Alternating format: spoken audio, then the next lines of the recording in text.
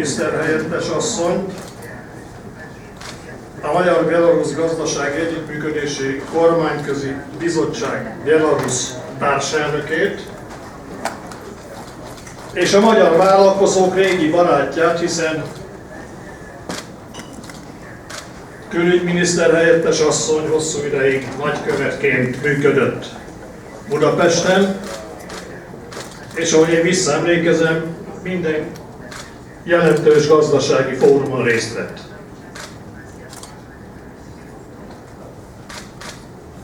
Tisztelettel köszöntöm Ulahovics Vladimir alelnök urat,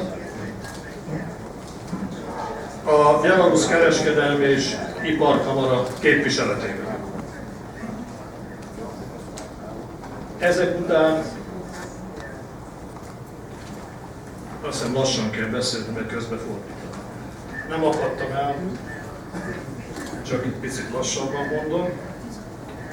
Ezek után engedjék meg, hogy felkérjem dr. Parrag László elnök urat, a Magyar Kereskedelmi és Iparkamara elnökét, tartsa meg köszöntő beszédet.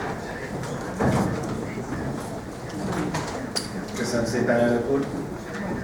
Hölgyeim és uraim, engedjék meg, hogy egy kicsit rendhagyó módon kezdjem ezt a beszédet, és magam is különös tisztelet